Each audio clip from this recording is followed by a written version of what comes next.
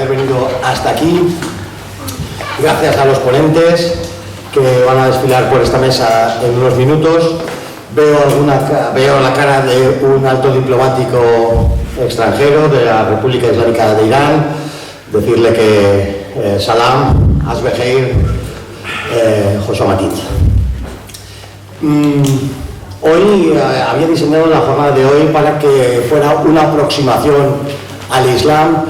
Tengo la suerte de conocer a las personas que van a hablar después de mí, a Joaquín Rodríguez, que es experto en cuestiones, pero experto de verdad, en cuestiones de persas. Lo digo porque últimamente vemos a expertos que no saben nada, pero se hacen titular así. Él no quiere decir los estudios que tiene, pero pues tiene varias carreras, ha estudiado iranología, que aquí en España es una cátedra que ha estado vedada por cuestiones varias, pero que en otros países de Europa y del mundo es una cosa normal. Tenemos a Josep Fernández, que es el secretario de la asociación Ahlul Bayt, que está en Madrid, una asociación iraquí, chií, a la que ha acudido Normo con cierta periodicidad, y hacen encuentros religiosos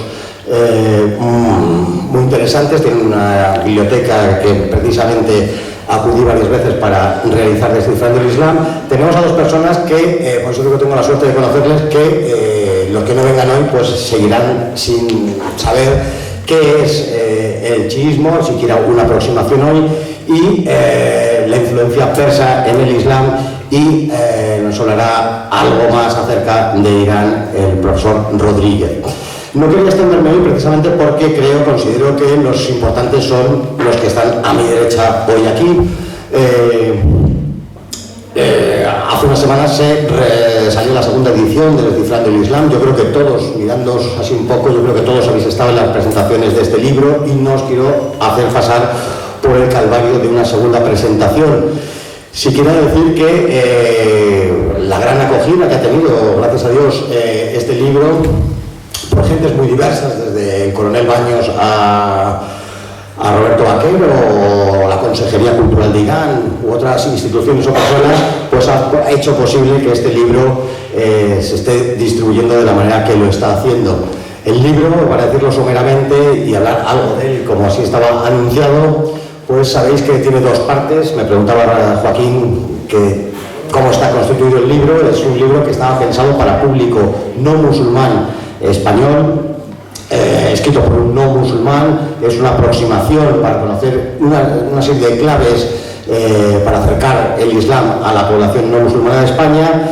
Yo creo que sobre el Islam existe una distorsión enorme en Occidente, y teniendo la proximidad y el conocimiento de las personas que me han rodeado en estos años, pues me vi impelido a escribir esta cuestión.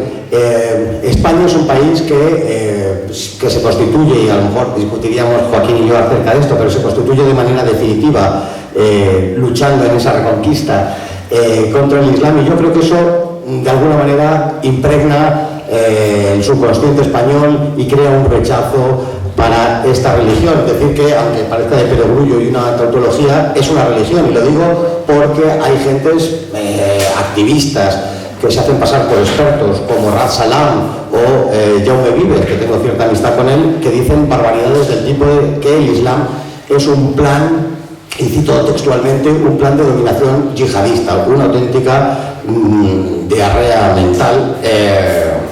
Pero cuando conocemos que estas personas que dicen estas cosas sirven a unos intereses muy concretos, pues nos explicamos que hablen de estas cuestiones.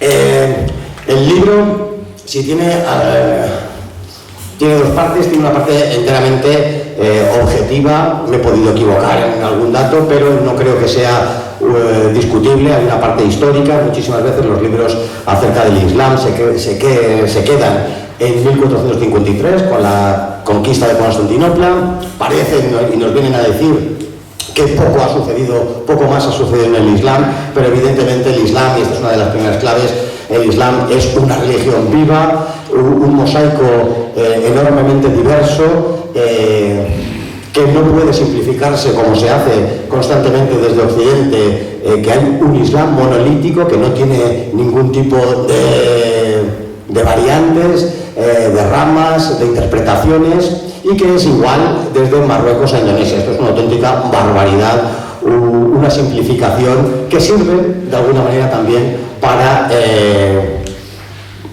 distraer la atención y distorsionar el mensaje y el conocimiento de lo que en verdad es el Islam. Sobre el Islam, además, hay una serie de narrativas, como nos vino Javad Rasoli a hablar aquí no hace tanto, en febrero, de esas narrativas que distorsionan intencionadamente, algunas, otras no, todo ese orientalismo, que es una visión de la época colonial europea que nos quiere hacer creer que Oriente es una foto fija, que atiende primeramente a entender Oriente como a los occidentales nos gustaría que fuera Oriente, luego va uno allí y no tiene nada que ver, ¿no? Todas esas narrativas y las intencionalidades que hay detrás pues nos impiden comprender qué es el Islam. Más allá, en la primera parte también hablo de, lógicamente, todos esos los pilares del Islam, en qué consiste esta religión.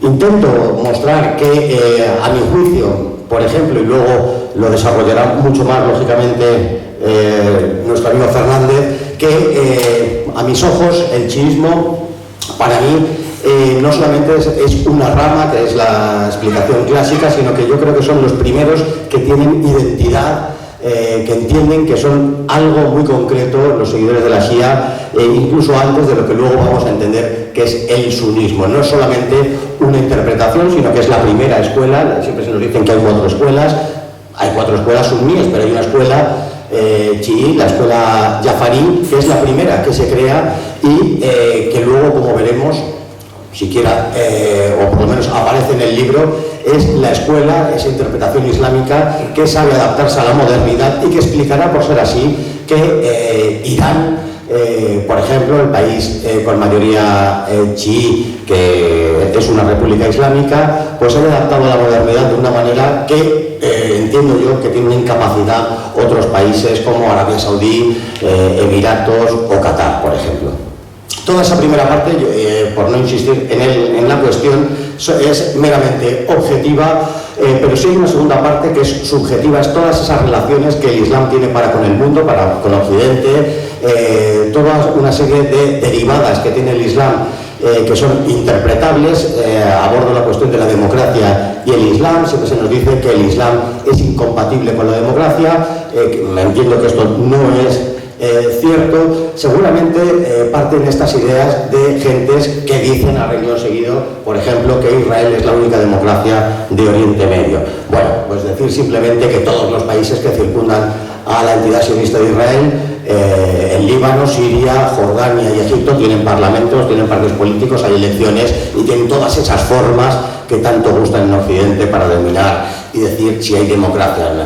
Al final, otras muchas cuestiones, como la propia modernidad del Islam, todas esas cuestiones, hay una serie de temas que se arrojan a países de mayoría islámica, a determinados países de mayoría islámica, a todos aquellos países que no se adaptan, que no se pliegan a los intereses de Occidente y que se les arroja que no son democráticos, que no hay modernidad, la cuestión de los derechos humanos, de las minorías, de los homosexuales o las mujeres, y en verdad entiendo, y así lo expongo en el libro, no interesa a Occidente ni la defensa de la democracia, ni la modernidad, ni la de los derechos de esas minorías o de las mujeres. Piensen ustedes, por ejemplo, que Arabia Saudí, que lleva muchos años gastando enormes cantidades de dinero para mostrarse a Occidente como un país abierto y modernizado, hace poquísimo nos vendieron la idea de que se estaban modernizando porque dejaban a las mujeres conducir. Bueno, en Irán las mujeres conducen desde que existen los coches. Lógicamente, las mujeres profesan todo tipo de profesiones. Hay profesoras de universidad, médicos, periodistas o lo que ustedes estén pensando. Es decir, no interesa la defensa de los derechos de la mujer, sino que se interesa demonizar bajo unas excusas a determinados países. Estoy hablando de Irán porque hay un diplomático de ese país en esta sala, pero podríamos hablar de Siria, o podríamos haber hablado de la Libia de Gaddafi, o podríamos hablar de otros muchísimos países que se les fueron sistemáticamente demonizando simplemente porque sus recursos los tenían nacionalizados, porque no permiten mangonear a empresas extranjeras, y este es el secreto de toda esa demonización. Por supuesto, a la par de todo esto se demoniza a la religión mayoritaria que existe en toda la zona del Medio Oriente, que es el Islam. Ya incluso yo creo que he agotado un minuto más de los que tenía pensado. Yo creo que animo desde aquí, yo creo que el libro, pero para los que no lo hayan hecho, sí les animo a que se acerquen. Está disponible ahí en la entrada. Es un libro que, insisto, para el público no musulmán español les va a hacer una radiografía bastante aproximada de lo que es. Es imposible abordar en un libro de estas dimensiones lo que es el Islam, pero sí una visión mucho más certera de lo que las narrativas oficiales, los medios de comunicación, la oficialidad, eso que de una manera tan hortera y en inglés se llama mainstream, pues nos ofrece.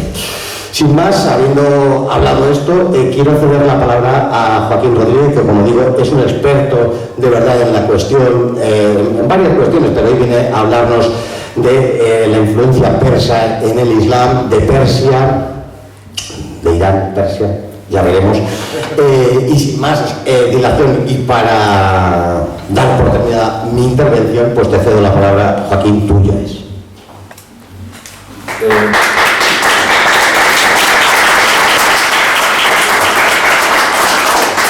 Bueno, en primer lugar agradecerle a Carlos Paz por haberme invitado, darme la oportunidad pues, de transmitir un poquito de mis conocimientos a mis paisanos sobre un país tan conocido y a la vez un país del que tanto se habla en la televisión, aunque normalmente para mal, y aclarar ciertas cuestiones para poder entender lo que es Irán, ¿no? El Irán actual, el cual pues se arraiga, ahora como vamos a ver en esta exposición, se arraiga, digamos, dentro de una historia que tiene pues casi 3.000 años. Quería... ¿dónde está la...? En ese ordenador no está el pendrive. Ah, ¿y cómo se está aquí entonces? Tiene un alargador. Ah, tiene un alargador. Y yo creo que no lo fastidiaremos.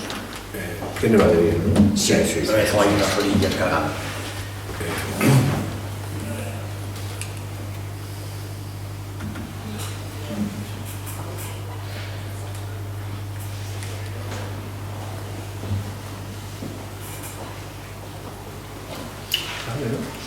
Eso está, se tiene que meter un cable. Puedes ver si... Bueno, mientras arreglan esto... Ah, ya está. Bueno, aquí se ve. Bueno, yo quería abordar el tema de la comprensión de lo que es Irán, partiendo de la premisa de que siempre ha habido, desde lo que es la llegada, desde lo que es la creación del primer imperio iranio, que es el Medo, que recordemos que no eran persas, eran iranios, ¿no? Que los kurdos dicen que ellos son descendientes de los Medos y tal y cual. Eso no es cierto, los Medos en realidad, los kurdos son en realidad descendientes de los carducos, que era un pueblo pastor de la zona. Pero lo que quiero plantear la cuestión es que desde la creación del imperio Medo en el siglo VIII a.C. hasta lo que es la actualidad, siempre ha habido una iranosfera que se ha ido renovando según las circunstancias de los tiempos, ¿no? Como veremos en la diapositiva, que se muestra muy bien gráficamente, esa iranosfera empieza a crearse con los medos hasta que llegan los aqueménidas, que acaban con ellos y sustituyen, digamos, en lo político a lo que es Media. Ya ahí aparece en escena otro pueblo iranio, que son los persas, que son, digamos, que a partir de esa fecha, a partir del siglo VI a.C., sobre todo con la llegada al poder de Ciro el Grande, es cuando los persas aparecen en la historia y digamos que afortunadamente tenemos una historia muy detallada de lo que es el nacimiento del imperio persa aqueménida de la mano de Heródoto el griego, ¿no? Que es una obra que se ha conservado íntegramente, ¿no? La fascinación que creó ese imperio, incluso entre los griegos, que por supuesto no son sospechosos de ser muy amigos de los persas, era tal que sabemos de la historia de Heródoto, pero aparte de eso sabemos de otras historias que escribieron los griegos, al menos hay una media docena que se perdieron. Una de ellas muy famosa, la de Tesias, que solo la conocemos por los fragmentos que son citados por los autores, por los historiadores posteriores. Esa iranosfera se va agrandando cada vez más. Esa iranosfera se va agrandando cada vez más. Y recordemos una cosa, es muy importante para ver la importancia que ha tenido lo que es Persia en lo que es la cultura asiática, que en Asia siempre, desde 3.000 años hasta ahora, en Asia, ha habido tres culturas gigantescas alrededor de las cuales han girado todas las demás. Una es la sinosfera, que es la esfera de China, otra es la indosfera, que es la esfera de la India, y otra es la iranosfera, que luego, como veremos, con la llegada del Islam, cambiaría lo que es la persosfera, y ahí explicaré por qué, ¿no?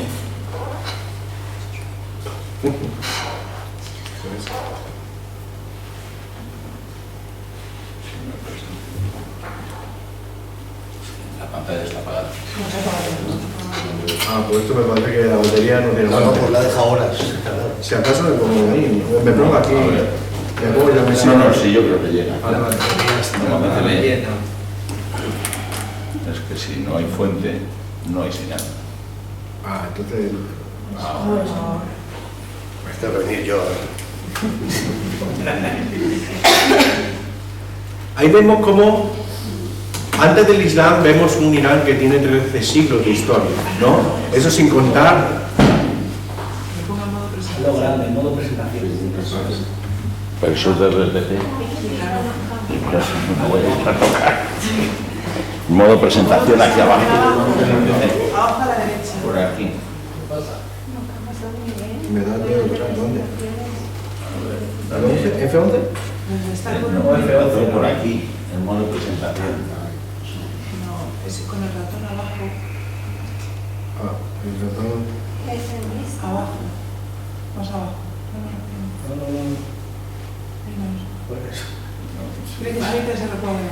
Es el recuadro. Bueno, veis bien. Pasa y dale, que tardan menos. Pasa y dale.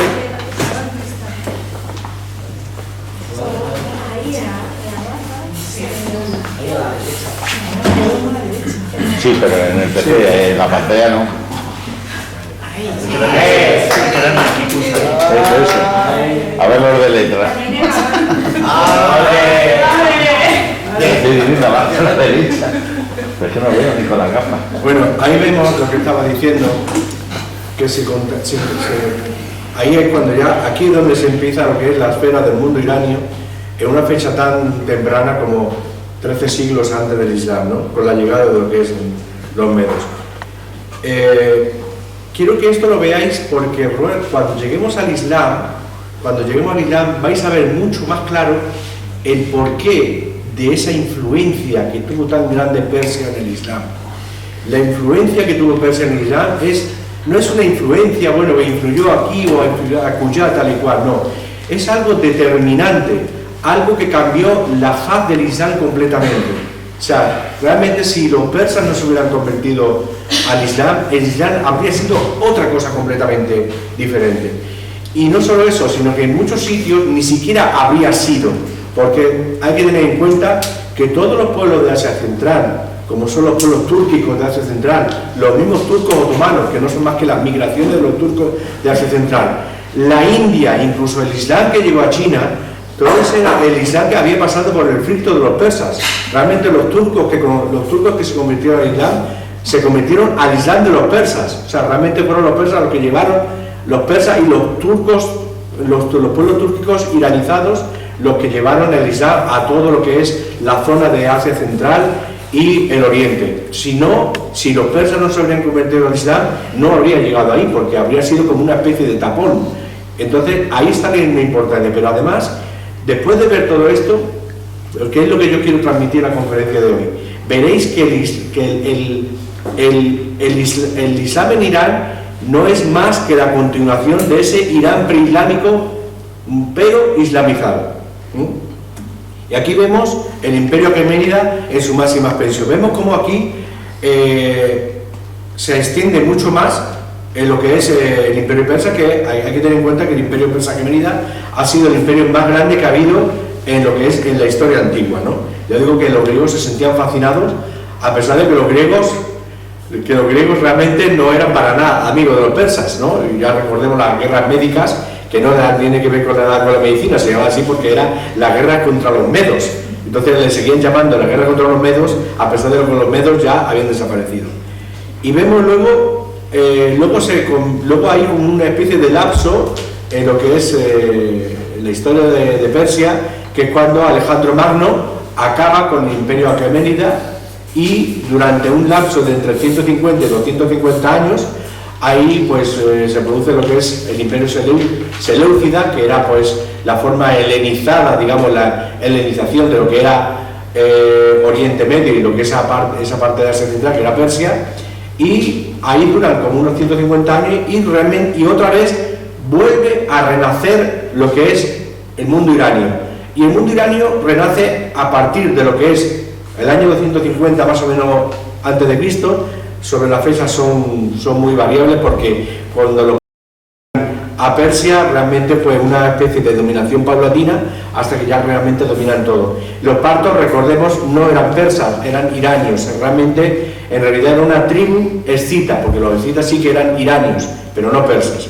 Entonces, cuando ellos otra vez vuelven, digamos, a reavivar lo que era el mundo iranio, lo hace bajo una forma helenizada. Los partos le dan mucha importancia a la cultura griega, de tal forma que los partos conocían muy bien los reyes, sobre todo lo que es la élite, la nobleza, tenían un conocimiento pleno tanto de la cultura griega como de la lengua griega, de la literatura griega. Una vez le preguntaron a un reparto, dice, ¿y tú sabes griego? Dice, yo griego, igual que mi lengua materna era el persa, ¿no? O sea, el persa arsácida, la versión arsácida de lo que es la lengua persa. Fijarse que aquí tenemos el primer renacimiento de lo que es una cultura demolida. Cuando llega Alejandro Magno, acaba con los aqueménidas de golpe. De hecho, la lengua aqueménida, que se escribía en inscripciones cuneiformes, se deja de escribir, y de los aqueménidas no queda nada, solo el recuerdo de los aqueménidas, y la misma lengua aqueménida pasa a formar parte de aquellas lenguas que se desenterraron en el siglo XIX y que descifraron los occidentales. Hasta ese punto el mundo aqueménida se olvidó, pero quedó ahí el remanente del recuerdo, que luego se plasmó en la épica persa que se escribió en el siglo X, que ya se escribió antes. Lo que pasa es que la épica persa de la época islámica se escribe en el siglo X, y todo lo que es ese mundo antiguo olvidado y enterrado es recordado como una especie de mitología, entre la mitología y lo que es la leyenda y la historia, ¿no? Seguimos, porque no quiero centrarme mucho en esto. Los arsácidas luego acaban con ellos. ¿Y quién acaba con ellos? Los asánidas. Los asánidas ya sí que aquí entramos en el mundo persa. Quitan a los arsácidas, que a ellos los asánidas los consideraban como una especie de forasteros que no tienen que estar reinando en nuestra tierra. Ellos los consideraban forasteros, pero eran iranios, lo que pasa es que no eran persas, ¿no? Y entonces los asánidas se nombran a sí mismos como los herederos de lo que era el Irán aqueménida. Tanto es así que ellos cavan sus tumbas,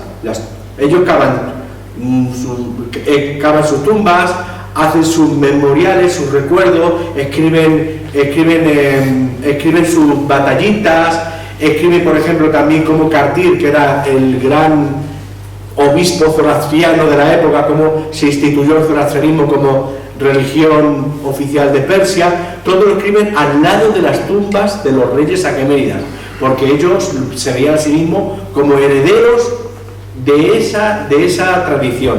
Yo siempre digo que aunque el mundo aqueménida y el mundo parto pertenece a la arqueología, pero para conocer y entender lo que es el Irán moderno. Muchas veces se dice que el Irán moderno nació en el año 1501, y eso lo dicen porque en el año 1501 fue cuando se oficializó el chiismo como corriente oficial de lo que es el Irán safávida, ¿no? Yo digo que no. Para entender bien el Irán moderno empieza en el año 224, la coronación de Ardeshir I. Ese es el Irán moderno, porque a partir de ahí es cuando se va creando ese Irán que hoy conocemos. Y también digo un poquito, en tono de broma también, pero en serio, cuando dicen los sasánidas desaparecieron, digo, no, los sasánidas no desaparecieron, los sasánidas se convirtieron al Islam. Y es realmente porque yo sigo sosteniendo, y yo creo que no soy el único que lo dice, que realmente el Irán islámico no es más que una continuación de lo anterior. Lo que pasa que es la versión islamizada. Fijarse en una cosa curiosa, ¿no? El imperio sasánida llega a las mismas dimensiones que llegó el imperio aqueménida, fijarse, y la máxima extensión es hacia el año 620. ¡Qué casualidad! La máxima extensión, el auge de poder del imperio sasánida es precisamente cuando los árabes vienen montados a lomos de camello y acaban con ellos. Es una paradoja de la historia que todavía los historiadores siguen discutiendo cómo es posible que Persia estuviera 600 años en guerra contra la maquinaria bélica de Roma. Roma no pudiera con ellos, Roma no pudo con los partos, Roma no pudo con los sasánidas. Hasta incluso tomaban prisioneros generales romanos, y una vez tomaron prisionero a un emperador, que ahí está la inscripción de sasánida, se puede ver como el rey sasánida utiliza los lomos del emperador para subirse a su caballo, mientras él está ahí agachado, ¿no? Y sin embargo ahora viene un pueblo que ni siquiera era conquistador, porque los árabes no eran pueblos conquistadores, eran los turcos, los conquistadores los mongoles, pero los árabes no eran para nada, nunca han sido un pueblo conquistador. Sin embargo vienen, acaban con ese imperio, y aquí es donde ya empieza lo que es. Y ahora vamos a ver esa burbuja. Ya hemos visto lo que es la historia por encima, ¿no? ¿Por qué se produce esa esfera? Esa esfera.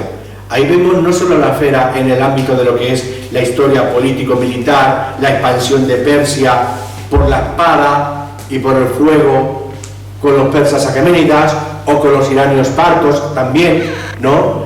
Sino hay muchos factores. Empecemos por la influencia religiosa. Vemos religiones que influyen directamente en nuestra propia tradición. El mitraísmo. El mitraísmo que ahora veremos hasta dónde se extendió. El maniqueísmo, una religión que nace con el nacimiento del mismo imperio persa sasánida en el siglo III, ¿no? Que aparece Mani y se autoproclama profeta, ¿no? Y es una especie de religión sincrética entre lo que es el cristianismo y el budismo y muchas creencias más, excepto el judaísmo, porque Mani decía que el dios del judaísmo era el diablo, ¿no? Eso era una cosa que decía Mani. Pero la influencia del maniqueísmo es tan grande que aunque desaparece en el mundo islámico allá por el siglo XI, se sigue extendiendo hasta China y desaparecen los últimos creyentes del maniqueísmo, es en el siglo XVII. Pero sí que deja una huella muy profunda en lo que son las creencias cristianas. De hecho, dos sectas muy famosas de los cátaros y los albigenses, que los quemaron en hogueras en Francia y eso, tenían totalmente influencia maniquea. Fijarse a dónde se extendió el mitraísmo. El mitraísmo por todo el Imperio Romano. Los mitreos son los templos maniqueos. Mitreos se han encontrado en Gran Bretaña. Hay mitreos en Gran Bretaña, y aquí en España hay dos mitreos que por lo menos que se hayan encontrado, porque el mitraísmo es una religión que ya los partos la habían olvidado. Mitra, el dios Mitra, que no es un dios femenino, el dios Mitra es un dios masculino, que se ve como matando un toro dentro de una cueva. Pues ese dios había sido incorporado al panteón zoroástrico, pero no, o sea, ya no era una religión, era como una especie de recuerdo, ¿no? Pero sí, había sido incorporado a lo que era el panteón iranio, junto a otras diosas, por ejemplo a Anaíta, ¿no? Que digamos es la Venus de los persas, de los iranios, pero sí que la religión mitraica se extendió por toda Roma y sobre todo causaba furor en las legiones romanas. Las legiones romanas realmente había mucho mitraico y eso, ¿no? De ahí viene, o sea, nuestra Navidad viene del mitraísmo. ¿Por qué? Porque Mitra nacía en el solsticio de invierno. Entonces cuando Roma se hizo cristiana, pues dijo, bueno, pues ya no somos cristianos, esto, y dice, bueno, no pasa nada, pues, en lugar de nacer Mitra, nace Jesús, ¿no? Entonces cambiaron el nacimiento, o sea, hasta ese punto, ¿no? Vemos, por ejemplo, aquí una imagen vale más que 1000 palabras. Fijarse a dónde se extendió el maniqueísmo. ¿Lo veis? En las diferentes épocas. Tenemos un maniqueísmo romano-bizantino, Mani, que aparece ahí. Tenemos un maniqueísmo que con la llegada del Islam son ferozmente perseguidos, de tal forma que muchas de las obras maniqueas desaparecen y luego son desenterradas a finales del siglo XIX y principios del siglo XX, que todavía en lo que es la parte esta de aquí de Mongolia, ¿no? Que todavía siguen desenterrando. Se han encontrado incluso biografías de Mani en griego y en muchas lenguas iranias, y siguen saliendo fragmentos de la arena que se han conservado bastante bien gracias a que es arena seca como en Egipto, y hasta ahora se han desenterrado más de 40.000 fragmentos que están siendo estudiados en Rusia, Alemania y sobre todo en Japón, ¿no? Fijarse esta imagen y con esto me parece que podemos pasar. ¿A dónde? ¿Hasta dónde? Solo con tu permiso, rápidamente, a ver si me ha quedado claro. Zoroastro es antes que Mani. Claro. Vale, entonces por se lo menos considera 1000 años. que es una... Vale, claro. Se considera que es una actualización el maniqueísmo de alguna manera, el zoroastrismo. No, es una religión sincrética. Mezcla el zoroastrismo con budismo y cristianismo. Digamos, las tres religiones principales que mezcla Mani son judaísmo, cristianismo, el zoroastrismo y budismo. Y luego tenemos también el iranio. O sea, también recordemos que Afganistán era budista, o sea, Irán era zoroastriana mayoritariamente, que eso es otra cuestión que no quiero entrar porque había tantos cristianos nestorianos al final de la época sasánida que realmente algunos historiadores dicen que el número era lo mismo, había tanto como uno como otros, ¿no?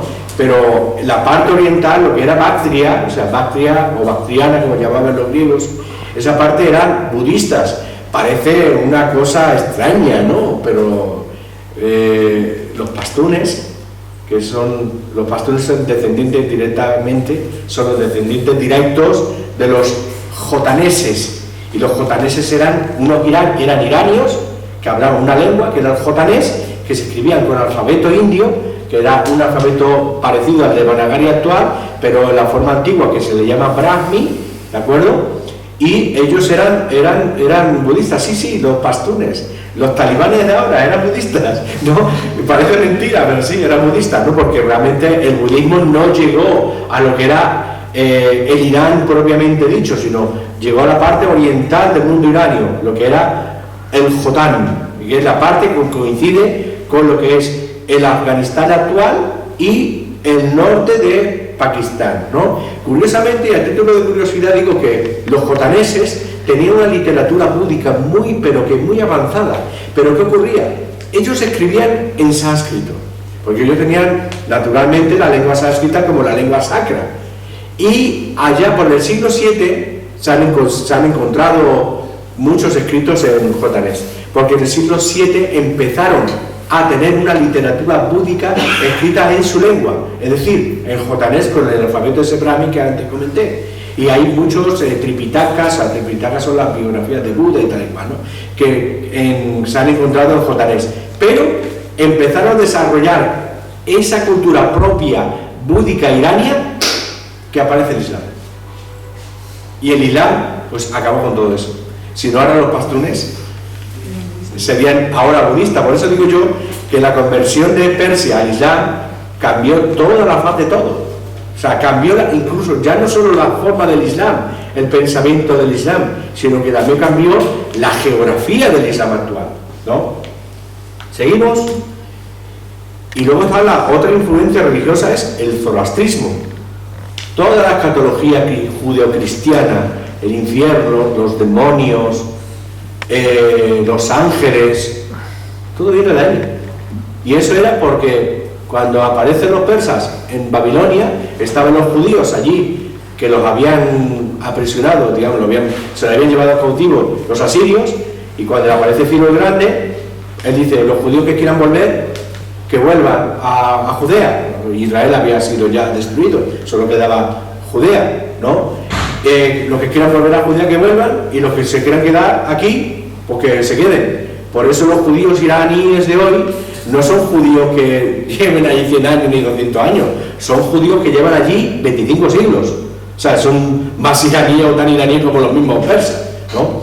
Entonces, toda esa influencia pasó al judaísmo, y muchos de los que volvieron a Judea llevaron esas ideas al judaísmo ortodoxo, que por eso son los llaman los judíos ortodoxos. Decían, a estos judíos no hay que echarle cuenta de las cosas que dicen de los ángeles, los demonios y estas cosas. Eso le llamaban los farisiín, los parsiín. Estos son los persificados, ¿no? Pero uno ve, por ejemplo, si uno lee en el Antiguo Testamento los libros de Esther, de Habacuc, que está enterrado, mirad, ¿no? El libro de Isaías, Daniel, el libro de Daniel, que también está enterrado en Irán, ¿no? Ahí puede ver la gran influencia de que tuvo Persia en lo que es el judaísmo tardío. Y ahora, a través del judaísmo, pasó al cristianismo, y luego también, por supuesto, pues pasó al Islam. Recordemos que los cristianos son reconocidos por los musulmanes como gente del libro, con una religión revelada, ¿no? Entonces, toda esa escatología, hay que tener una cosa: los judíos no tenían infierno, tenían el Seol, y el Seol ni hicieron infierno, tenían el Seol, que era donde iban las almas de los muertos hasta el día del juicio final. Pero ahí no se habla ni nada, ni de fuegos, ni de ángeles, ni nada de eso. Entonces fue traído por esos parsiín, los farisín, que le llamaban los judíos ortodoxos. De mala manera, porque además los despreciaba, decía que estaban contaminando el judaísmo prístino, ¿no? ¿Vale? Y ahora vemos también, a lo largo de la historia, esa burbuja, cómo interacciona pues con Grecia, primero luego con Roma, luego con Bizancio. Con Bizancio también tuvo la Persia esa salida, muchísimas pugnas, incluso también hubo matrimonios, casamientos, la hija de Heraclio, ¿sí? Había una especie de... la Persia esa salida y Bizancio era como una especie de matrimonio mal avenido, ¿no? O sea, a veces se peleaban, tenían sus guerras, luego hacían las paces, se intercambiaban mujeres para casarse. Era una relación bastante extraña, ¿no? Con la India tenía mucha relación. Era la indosfera y la persosfera y la noosfera, son dos esferas que han interseccionado a lo largo de la historia muchísimo, como vamos a ver luego, mucho más después del Islam. Con China también, y ya no digamos con los pueblos túrquicos o turánicos, porque los túrquicos, realmente separar la historia de los pueblos túrquicos de Asia Central, que luego emigraron a la Anatolia y conformaron lo que es la Turquía moderna, eso es imposible, no se pueden separar esos dos pueblos, ¿no? La interacción, y luego la interacción que tenía Persia con el mundo semita, primero con los asirios, con los babilonios, con los mismos judíos, también los semitas, bueno, los de hoy, ¿no? Los que están hoy en Israel de semitas tienen bien poquito, ¿no? Pero los que entonces estaban en la zona sí que eran semitas, ¿no? Y siempre han sido dos mundos vecinos que se han interactuado muy estrechamente, de tal forma que el arameo, que es la lengua semita, era oficial, era la lengua de cancillería, no ya en el mundo ya parto o alsácida, sino ya incluso lo que era la Persia aqueménida, ya era la lengua de cancillería y la lengua que se escribía todo lo que es la correspondencia, eso, porque lo que es el persa cuneiforme solo se guardaba para lo que era la piedra y los grandes acontecimientos, ¿no? Y es tan fuerte la influencia de lo que es el arameo imperial en lo que era el mundo persa, que lo que es el persa, todas las variantes del persa preislámico, incluso la de Mani, porque Mani inventó un alfabeto para escribir sus libros sacros, ¿no?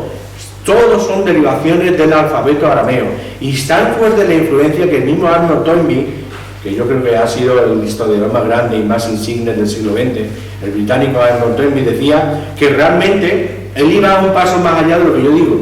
Decía que el mundo persa islámico es la continuación del mundo arameo preislámico, ¿no? Había un mundo grande arameo que fue sostenido por Persia hasta la llegada de lo que es del Islam, y a partir de ahora lo que pasó fue que el arameo imperial fue sustituido por el árabe clásico. Eso fue lo que pasó, ¿no? Hizo al menos durante 2 o 3 siglos, hasta que otra vez Persia se recupera y empieza a otra vez a escribir en persa.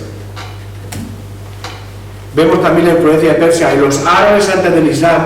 La interacción entre árabes y persas y el mundo iranio no es algo propio del mundo islámico, no, ya antes de lo que es la llegada del Islam ya tenían una interacción grande.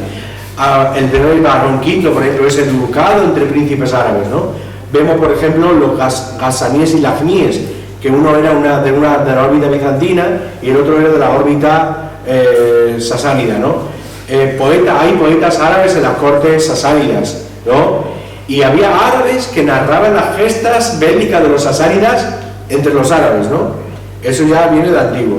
Fijarse, por ejemplo, aquí vemos a los gasánidas, que estaban bajo la órbita en un estado satélite de los bizantinos, y los lajmíes, que era un estado satélite de los persas.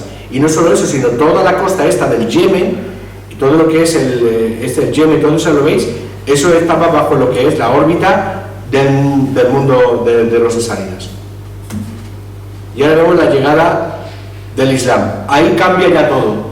¿Por qué digo yo de la iranosfera a la persosfera? Por esta razón.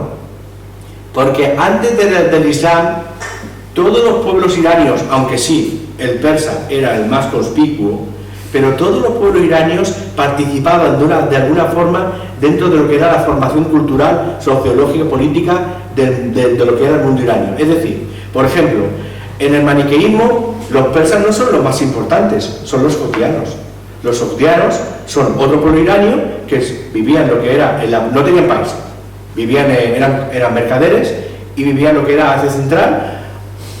Hoy siguen existiendo los sogdianos que están, hay un pueblo pequeño sobre el Yagnaví, hay una parte que se llama Yagnav en lo que es el sur de Tayikistán, que hablan el Yagnaví, que la lengua descendiente del sogdiano. O sea, en el maniqueísmo importante no eran los persas, eran los sogdianos. En el budismo los persas no eran los más importantes, eran los jotaneses, ¿no? En el zoroastrismo sí que eran los persas, digamos, los más importantes. O sea, digamos que era una especie de conglomerado de muchos pueblos que todos en mayor o menor medida, pues, participaban en la creación de esa esfera. Pero ¿qué ocurre? Cuando llega el Islam y vuelve a revivir lo que es el mundo persa a partir del siglo X, la batalla es ganada por los persas. La batalla cultural, la batalla política, y entonces el persa que hoy conocemos se erige como la lengua de cultura, la lengua de la administración, después de estar 2 siglos escribiendo en árabe, que los persas toman el árabe, se convierten al Islam. Es un proceso que tarda 2 siglos, no una conversión más árabe, todo el mundo incluso más, no, una conversión que tardó unos 2 siglos en formarse, y a los 2 siglos, a partir del siglo X, cuando ya se puede decir que Persia es mayoritariamente musulmana, y la mayor parte de los iranios, incluyendo los kurdos, los sogdianos, los jotaneses y todos estos pueblos iraníes de alrededor, excepto los osetos son los únicos que no se convierten al Islam, son cristianos, osetis, son iranios, es curioso que son iranios, ¿no? Y entonces en ese renacimiento, en ese segundo renacimiento, vemos el primer cuando fue con los arsácidas, cuando Alejandro el Magno destruye lo que es el imperio aquemenida, y luego renace lo que es los arsácidas.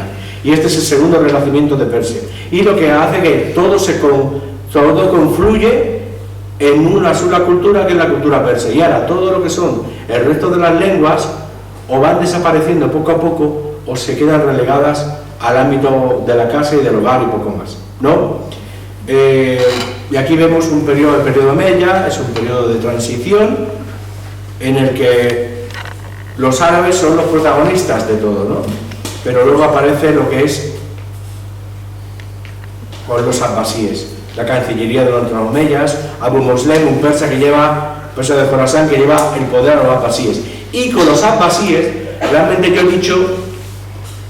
he dicho que la esfera esta musulmana persa vuelve ya a renacer en el siglo X con los sabaníes, pero realmente el preludio de ese renacimiento es con los abbasíes. Cuando los abbasíes llegan al poder en el 749, todo el Irán empieza, todo lo que es el Islam empieza a persificarse, ¿no? Los abbasíes toman como modelo de imperio musulmán, toman los sasánidas como modelo de imperio musulmán. Khosrou Anushirabón, Khosrou Anushirabón es algo así para el mundo sasánida como el Marco Aurelio de los persas. Es el Marco Aurelio, porque es el rey más importante, no políticamente, no es el más importante, culturalmente es el más importante, ¿no? Por eso lo comparo yo con Marco Aurelio, ¿no? Ellos toman como modelo de rey y de soberano a Khosrou Anushirabón. Hay un refinamiento de la corte, digamos que los árabes eran un pueblo beduino, un pueblo que vivían en desierto y tal, y ellos refinan la corte, se introduce la caza, el ajedrez, que los persas trajeron de la India en el siglo II, ¿no? Se introducen los juegos del polo, el polo, este monta a caballo que juegan con los ingleses y tal y cual, eso lo trajeron de Afganistán, ¿no? Instrumentos de cuerda, el boato, el lujo, los títulos, la filosofía política de los reyes sasánidas, porque hay que recordar una cosa, a los arabistas, a nuestros queridos amigos los arabistas españoles, siempre hablan de lo que es la influencia griega, pero recordemos una cosa, la influencia griega fue en las ciencias y en la filosofía, no en otra cosa, en la literatura y en los modos de gobernar. Eso era todo lo que es lo humano, fuera de lo que es la filosofía, la literatura, la mitología, la forma de gobernar, el lujo, el boato, todo eso viene de Persia, y eso es algo que en España se menciona bastante poco. Parece que nuestros amigos los arabistas no saben eso, ¿no? Y siempre hablan de lo que es la influencia de Grecia, y Grecia tiene una influencia muy grande en lo que es la filosofía, incluso la filosofía un poquito menos, pero bueno, sobre todo lo que son las ciencias puras, ¿no? Pero no en el resto de las cosas, ¿no? En base, incluso los abbasíes se consideraban herederos del legado persa, y ahí se crea una cultura sincrética, ¿no? Árabe, islámica y persa, ¿no? Paso esto un poquito por encima porque quiero llegar a otra cosa. Tan persa son los abbasíes que los francos de Carlomagno llamaban a Harun al-Rashid, el califa abbasí, lo llamaba el rey de los persas, ¿no? O sea, y tenían intercambios culturales con Carlomagno, y una vez le regalaron a Carlomagno un elefante, y eso obedecía también a una tradición sasánida que consistía en que se le regalaban animales salvajes a los reyes que consideraban sus súbditos, pero ese detalle no lo captó Carlomagno, o sea, ese detalle no lo captó. Y luego en lo cultural se importan capturas de Persia, Bagdad, porque la poesía es árabe, la poesía del Irán es árabe, los persas toman toda la métrica árabe, pero la música es persa. Fijarse qué mundo sincrético tan bonito, ¿no? Los árabes ponen la poesía, los persas ponen la música, y ahí se forma como una especie de matrimonio cultural, que realmente una especie de confluencia cultural que realmente engrandece a los dos pueblos, ¿no? Porque los árabes dan la religión, los árabes dan esa métrica tan perfecta. La métrica árabe yo siempre digo que la métrica árabe debería ser proclamada por la UNESCO como patrimonio inmaterial de la humanidad, algo complejísimo que realmente no ha sido superado por ninguna métrica de ningún país, de ninguna cultura del mundo. Los persas toman esa métrica, la adaptan a su lengua y le ponen música, ¿no? Y todo esto, la indumentaria, la moda persa, Y hay un árabe que decía, que hacía una comparación muy bonita, decía que la moda persa en el siglo IX entre los árabes se puede comparar a la moda occidental desde el siglo XX, ¿no? Cuando se pone de moda todo lo que son la moda occidental en el siglo XX. En la literatura, los árabes ponen la poesía, los persas ponen la prosa. En el Mugafa, que es el primer traductor de obras persas del Pahleví, del persa medio al árabe, y salva el mundo literario ese y lo pone traduciendo a un árabe clásico que todavía sigue asombrando a los árabes, a los hablantes árabes de hoy. Que ¿cómo puede ser posible que un extranjero fuera tan capaz de escribir en un árabe tan exquisito, ¿no? Y de traducir, ¿no? Y se introduce mucha literatura de lo que es el Irán preislámico ahí. En la ciencia, aquí hay una pugna entre ciencia árabe, ciencia islámica. En mi opinión, hay que llamar a la ciencia escrita en árabe ciencia del mundo islámico, porque hay que tener en cuenta que la inmensa mayoría de los libros científicos, por lo menos hasta el siglo XI, fueron escritos por iranios, ¿no? Tanto de matemáticas como de medicina, fueron escritos por iranios, pero que escribían en árabe porque era la lengua en que le iban a entender desde Persia, desde China, mejor dicho, hasta Al-Ándalus, ¿no? Incluso hay muchos que escriben árabe que ni siquiera son musulmanes, los cristianos de lo que es Siria, ¿no? Que escribían, pasaron del siriaco para escribir en árabe porque era la lengua del futuro, como el inglés hoy en día, porque la gente escribe en inglés, ¿no? Y en conclusión, la conversión de Persia fue la primera internacionalización del Islam, ¿no? La conversión de los iranios al Islam fue el impacto cultural similar a la helenización del cristianismo. Los persas son llamados por muchos iranólogos occidentales los griegos del Islam, y eso es algo que realmente no es ninguna exageración, ¿no? Y aquí, con la llegada del Islam, se rompe la iranosfera preislámica y se comienza a construir la persosfera islámica. Aparece el milagro samaní, siglo X, independencia de Persia, el Islam en lengua persa. Aparece un Islam, ya los persas empiezan a compaginar y siguen escribiendo en árabe. El árabe no abandona. El árabe lo abandona en el siglo XIII. O sea, seguirán 400 años más escribiendo en árabe, pero ya escribían en árabe y en persa, ¿no? Y aparece un Islam en lengua persa, un Corán en lengua persa. Se traduce el Corán al persa en el año 963, que por cierto es una maravilla de la traducción. La traducción es una maravilla y sigue siendo una maravilla después de 1000 años, ¿no? Y esa es la primera traducción del Corán a una lengua extranjera, una filosofía islámica en lengua persa y una nueva esfera de influencia islámica al margen del mundo árabe, porque ya el mundo persa, ¿qué ocurre? El Islam persa vira hacia Asia Central, termina el intermedio iraní, irrumpen en Persia los sultanatos turcos, hasta el año 999 duran los samaníes. El intermedio iraní es una expresión de Minorsky, un iranólogo ruso, que llama así a los samaníes que reinan Persia, de verdad, entre el año 900 y el año 999, dos fechas muy fáciles de memorizar, ¿vale? Y a partir del año 1000 aparecen los turcos, los pueblos turcos, que se van convirtiendo al Islam que ven en los persas y gobernarán 36 dinastías turcas hubo en Persia desde el año 1000 hasta 1925. De esas 36, solo 6 eran persas, 6 locales, para que veáis la importancia de lo que es cómo la cultura del mundo túrquico de la era islámica es imposible de separar de la historia de los persas. Irrumpe Persia estructurado los turcos, Persia mira aún más hacia central, hegemonía política en manos de los turcos, hegemonía cultural en manos de los persas. Los turcos afianzan aún más el persa como lengua de cancillería y de la bella letra, porque los turcos, ¿qué eran?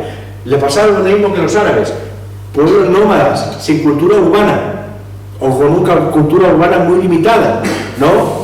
Y ahora, ¿qué ocurre? Absorben toda la cultura persa. De hecho, desde los primeros sultanatos turcos, que son los ghaznavíes, cuando aparecen en Persia, lo primero que hacen es imitar las cortes de los persas. se rodean de un poeta laureado, al que lo laurean, de una cohorte de muchos poetas, de un visir, de consejeros, cosa que hacían los persas desde tiempo inmemorial. Entonces ellos copian todo. ¿Y ellos qué hacen?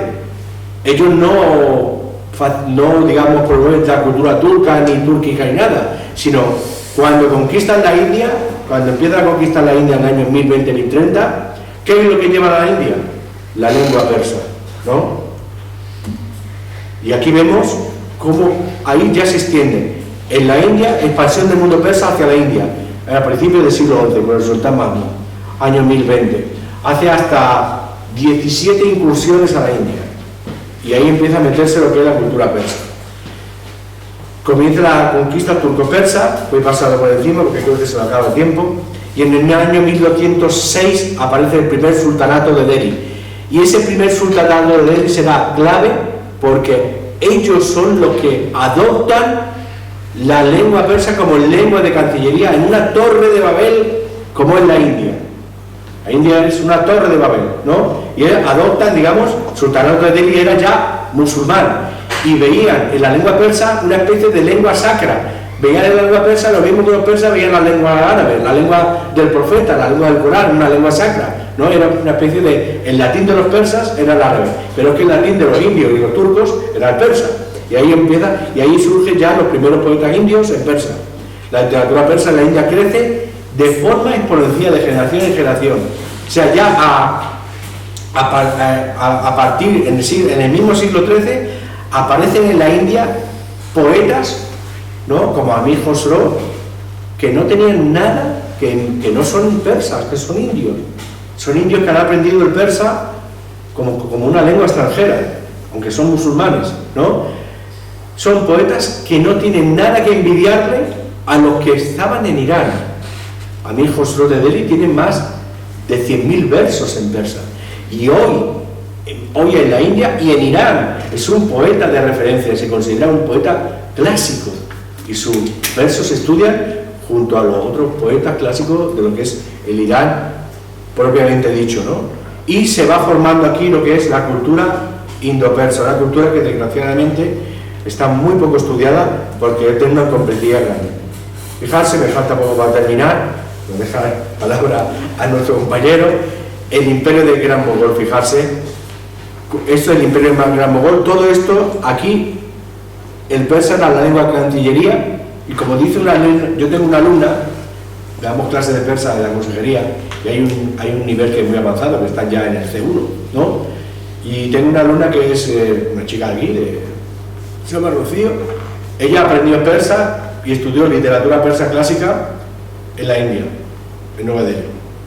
Y me comentó una vez, hablando del tema del persa en la India, me decía que Joaquín, el persa en la India y la literatura persa en la India no saben ni siquiera los iraníes el alcance que tuvo eso durante 800 años. Ni los iraníes lo tienen muy claro. Los iraníes lo saben que ahí digamos que se formó todo lo que se formó en cultura persa, en literatura persa, como fue lengua de cancillería hasta 1857, que lo quitan los ingleses y ponen el inglés. Por eso ahora, si no hubieran venido los ingleses, hoy el inglés de la India sería el persa, ¿no?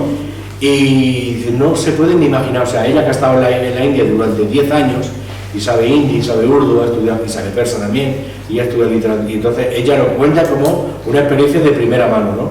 Que realmente, a pesar de que ya el persa ha ido en decadencia desde el siglo XIX, pero recientemente el gobierno indio ha nombrado la lengua persa como una de las lenguas clásicas de la India junto al sánscrito y a otras lenguas indias, ¿no? Fíjate lo que es a dónde llegó. Estos son, digamos, a partir de 1500, o sea, esto es, digamos, el Imperio del Gran Mogol, 1526-1858. Son descendientes de Tamerlán, los que, digamos, destruyeron, que no he dicho, que la destrucción de los mongoles fue la tercera destrucción de Persia. Por eso muchos iranólogos dicen que Persia es como una ave fénix, es destruida y vuelve a renacer de sus cenizas. Y ha sido 3 veces destruida, ¿no? Digamos, y las 3 veces ha vuelto a nacer, y no solo eso, sino que ha vuelto a nacer con más fuerza, porque cuando renace después de los mongoles, la literatura persa todavía se crece más, se expande más y aparecen nuevos autores también clásicos que siguen hoy siendo recordados, ¿no? Imperio túrquico, de religión musulmana y cultura persa, cultura sincrética indo-persa, islámica e hindú, ¿no? Y ya estoy terminando, fijarse en ese mapa. Esa es la persosfera islámica en su máxima expansión, desde el siglo XIV hasta la Primera Guerra Mundial. ¿Lo veis? Fijarse todo lo que es el área geográfica que coge. Y no he podido, digamos, bajar más a la India, porque llega hasta lo que es el mundo drávida. Los drávidas el mundo del sur de la India fue donde no influyó ya tanto la cultura, porque ya eran ahí no llegaron la cultura persa, los drávidas, ¿no? Entonces, como podéis ver, fijaros en ese mapa, es lo que yo quiero transmitir aquí, ¿no? Como podéis ver, esta persosfera es lo mismo que había antes. Lo mismo, incluso más extendido, porque los persas conquistaron con la pluma y con su pensamiento y con su forma de ver el Islam lo que jamás conquistaron con la espada ni aqueménidas, ni partos, ni sasánidas. Fijarse hasta dónde llega lo que es la persosfera. Por eso insisto mucho, para poder entender el Irán moderno, y no hay que verlo como un país, hay que verlo como una persosfera, un área de influencia, una de las 3 áreas de influencia gigantes de Asia, junto a China y a la India, la sinosfera, la indosfera y ahora la persosfera. Eso es lo que yo he querido intentar transmitir hoy a vosotros, de verlo como un área de influencia, no como un país. Irán es mucho más que un país, es una persosfera. Y ya con eso termino. Y si hay algo que ver.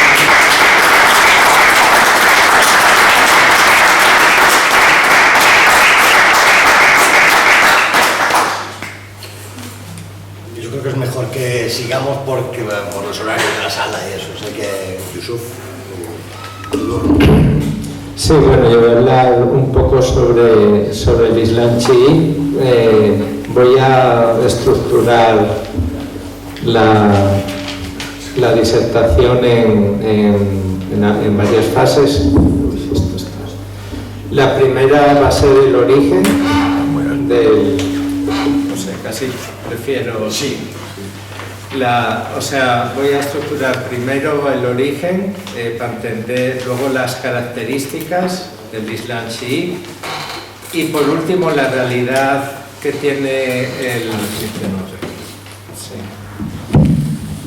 la situación, la influencia que tiene el Islam chií hoy en día como factor no solo religioso sino también político, ¿no?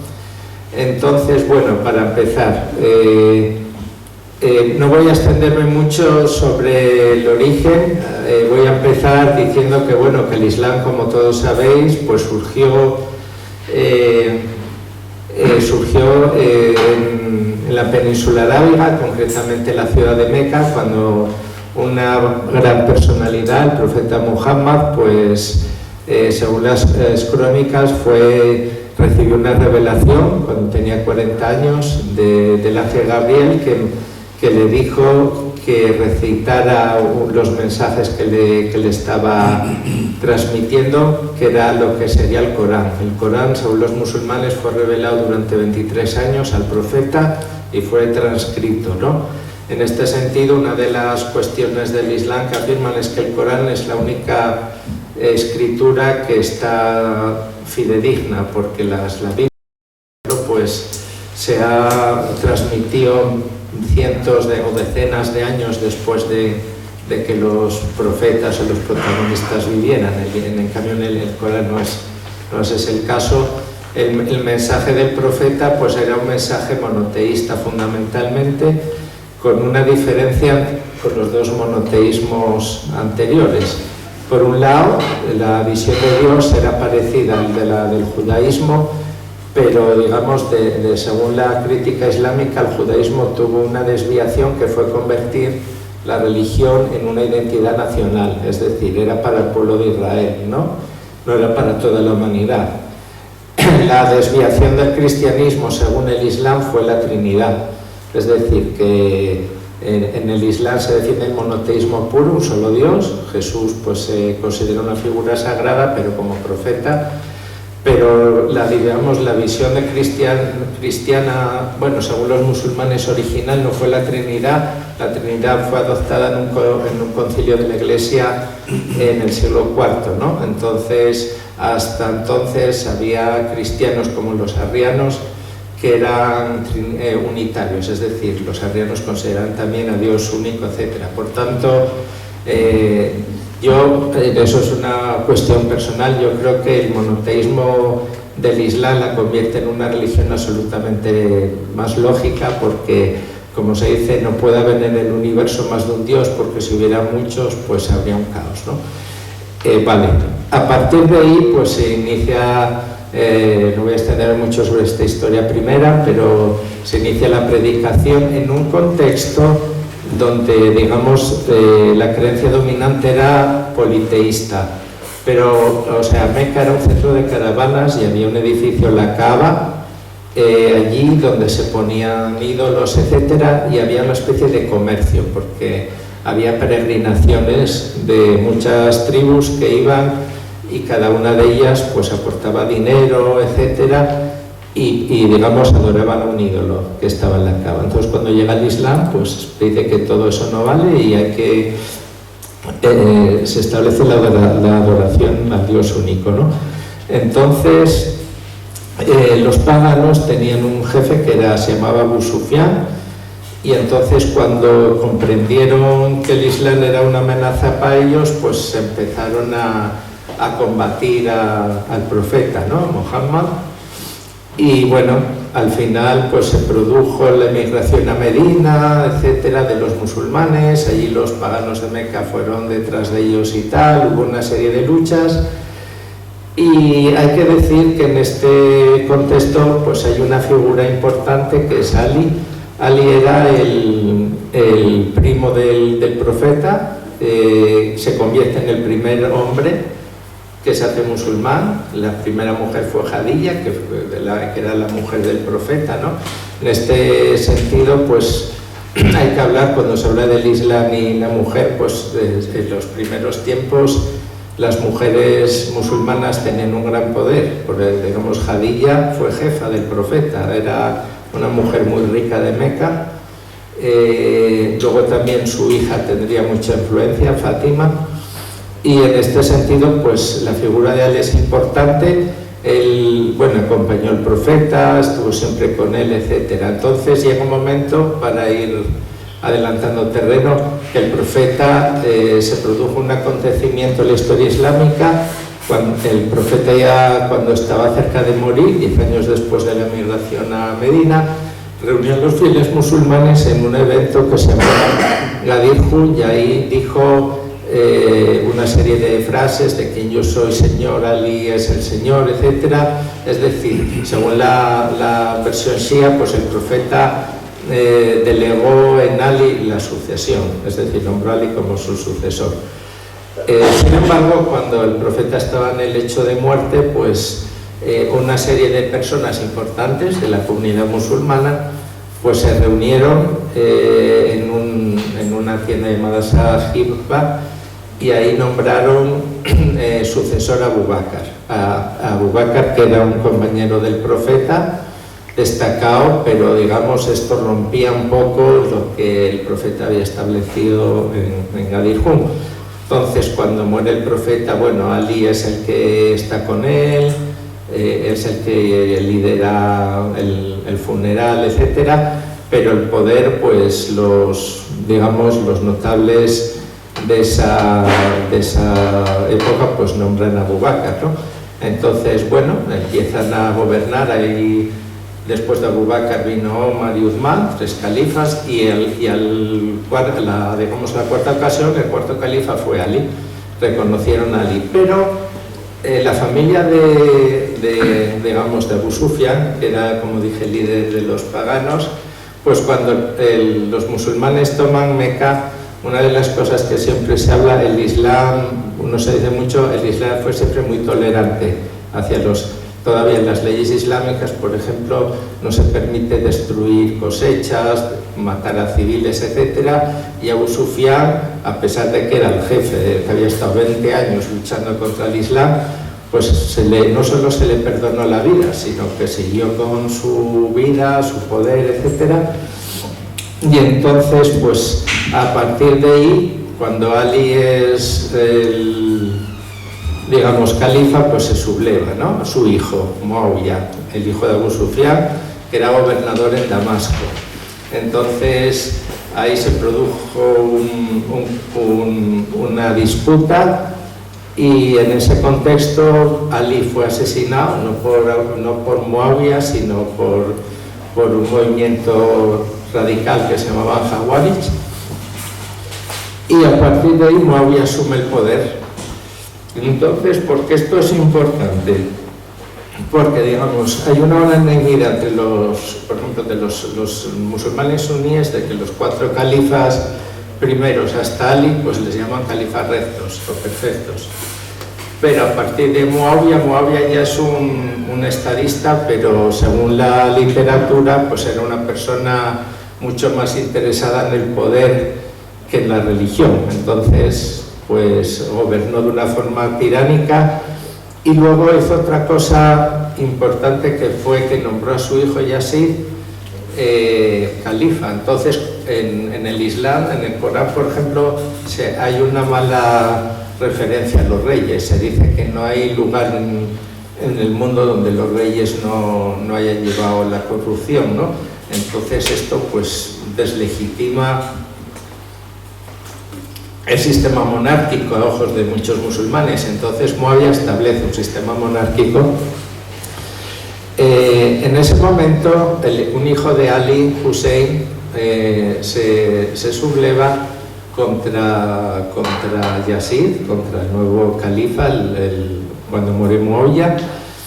Y bueno, a través de una serie de circunstancias se va hasta Irak, a una zona que se llama Kerbala, y allí se enfrenta a él y 72 compañeros, se enfrenta al ejército califal.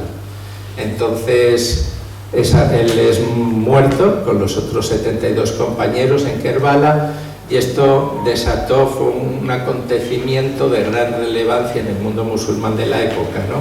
Muy gran relevancia. Y digamos, a partir de ahí empieza un poco lo que es la división política. Es decir, aquellos que seguían a la familia del profeta, seguían a Ali primero, seguían a Hussein, que había muerto después, etc., pues ellos se basaban primero en dichos del Corán, pero también órdenes del profeta, etc., y estos siguieron una línea de descendencia de 12 descendientes del profeta que se llaman imanes. Esto es una cuestión muy importante para el vichismo.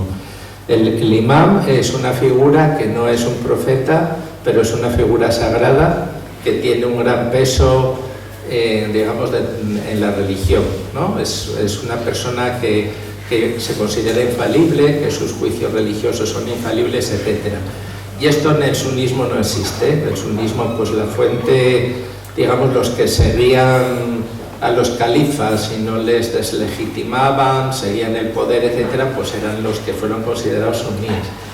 Entonces, los suníes, bueno, pues primero fue el califato Omeya, que venía precisamente de esta línea de Abu Sufyan, y estos combatieron a los chiíes y a los imanes porque los chiíes los consideraban ilegítimos, que eran califas ilegítimos. Entonces, pues hubo una lucha del poder en la cual pues fueron perseguidos los chiíes, y más tarde hubo otra, cuando los omeyas caen en el 750, llega al poder el califato abasí. El califato abasí nació una rebelión que empezó en Irán. Entonces, una de las causas de la rebelión, hubo varias, una de ellas fue porque los omeyas, pues mantuvieron un privilegio para la aristocracia que venía de Arabia frente a los nuevos conversos, porque al extenderse el Islam, pues había conversiones masivas en todas partes, pero estos conversos no llegaron a igualar a esta aristocracia árabe. Entonces se creó un descontento, concretamente en Irán, en Jorasán, y hay una rebelión. Y otra de las causas de la rebelión fue la muerte de Hussein en Kerbala, porque los abbasíes consideraban que los omeyas eran criminales porque habían masacrado a la familia del profeta, ¿no? Entonces, en este sentido, pues cae el califato omeya y se llega al poder el califato abbasí. Sin embargo, bueno, los imanes chiíes continuaron. Hay concretamente en el paso del califato omeya al califato abbasí un tiempo de esplendor dentro del chiismo, porque hubo concretamente un imán, Jafar al-Sadiq, que hizo una escuela de pensamiento, y en esta escuela de pensamiento pues se formaron mucha gente, incluso algunos creadores de escuelas sunís. Como se ha dicho antes, en el sunismo hay 4 escuelas, son pues Hanbali, Hanafi, Shafi y la Maliki, que es la Maliki es la escuela oficial en Marruecos y la que había aquí en Al-Andalus, ¿no? Una escuela suní. Y luego está la escuela chií, que es la escuela Jafarí, que se llama Jafarí precisamente en honor a este imán, el sexto, Jafar al-Sadiq, que fue el que estableció los principios, ¿no?, de la escuela chií, en un tiempo donde hubo más libertad para poder predicar, moverse y tal, precisamente porque había un paso del califato omeya al abbasí y había un vacío de poder. Entonces esto fue aprovechado además. Pero cuando llegan los abbasíes al poder, pues se reproduce un poco la misma situación de que los chiíes volvieron a ser perseguidos por lo mismo, porque era un movimiento revolucionario, y entonces pues digamos, los califas desde el punto de vista del chiismo nunca han sido legítimos, nunca han tenido poder. Entonces era un movimiento que hoy algunos pues califican desde anarquismo porque rechazaba el poder, pero no era exactamente así, sino que era un rechazo hacia el poder califal de estos califas y demás. Con el Imperio Otomano pasó lo mismo y demás. Sin embargo, hubo un momento, cuando hablamos de chiismo hay una escuela siempre dominante, que es la escuela duodecimana. Se llama duodecimana porque tiene 12 imanes, pero hay una rama, un grupo que se extinguió, que se llamaban los septimanos o ismailíes, que tuvieron, ahora mismo pues no tienen peso. Todos habréis oído hablar del Aga Khan, ¿no?, que es un hombre, un filántropo que vive en Londres. Pues él es el jefe de los ismailíes, pero en el mundo hoy en día son muy pocos, quedan sobre todo en la India y en el occidente, pero en el siglo X era una gran masa de población ismailí, hasta el punto que crearon un califato, el califato fatimí en Egipto, que fue el que creó pues el moderno Cairo de hoy en día. El Cairo antiguo de la época pues fue creado por ellos. Ellos crearon también la Universidad de Al-Azhar, que es hoy en día, curiosamente, aunque la crearon los chiíes, pues es el centro principal digamos, del pensamiento suní. Y bueno, llegó a haber en el mundo islámico, llegó a haber en un momento dado hasta 3 califatos: el de Bagdad, que era el abbasí, el califato del Cairo, que era el fatimí, y el califato de Córdoba, que estaba aquí, ¿no? En Córdoba, cuando los omeyas fueron masacrados por los abbasíes, uno de ellos escapó, Abderrahmán I, llegó a la península arábiga y se convirtió en emir. O sea que aquí, en Al-Andalus, pues los omeyas siguieron gobernando frente a lo que pasaba en Oriente, que ya habían sido erradicados. Entonces, bueno, esto que digo no deja de ser paradójico, porque hoy en día pues el Cairo es un centro fundamentalmente del Islam suní, y Bagdad, la mayoría pues es chií hoy en día, ¿no? Entonces se intercambiaron un poco los papeles. Pues bueno, en este sentido, ya para finalizar un poco, cuando llega el 12º imán, pues dentro de en la religión sí se habla de la gran ocultación, que el 12º imán, pues por razones de persecución, etcétera, pues entró en una gran ocultación, y eso ya se convierte en un principio místico, ¿no? Que esta ocultación pues es como, por ejemplo, en el Islam pues se comparte con el cristianismo, que al final de los tiempos vendrán una serie de personajes sagrados a instaurar la justicia. Uno de ellos es Jesús, que las dos religiones, el cristianismo y el Islam, afirman que al final de los tiempos Jesús vendrá, pero en el Islam hay otra figura más, que es la del Mahdi, la del Salvador, que esta figura existe en todos los musulmanes, pero en el Islam sí hay una diferencia con los sunís, porque el Islam sí pues se considera que el 12º imán, que vivió en una época y demás, pues reaparecerá, mientras que en el sunismo se considera que esta persona no nació todavía y aparecerá, pero en esa época. Esto sería, bueno, pues uno de los, digamos, de los principios, ¿no? Entonces, recordar como gran principio importante el imamato, los 12 imanes. Eso no existe en el Islam suní, sí existe en el Islam chií.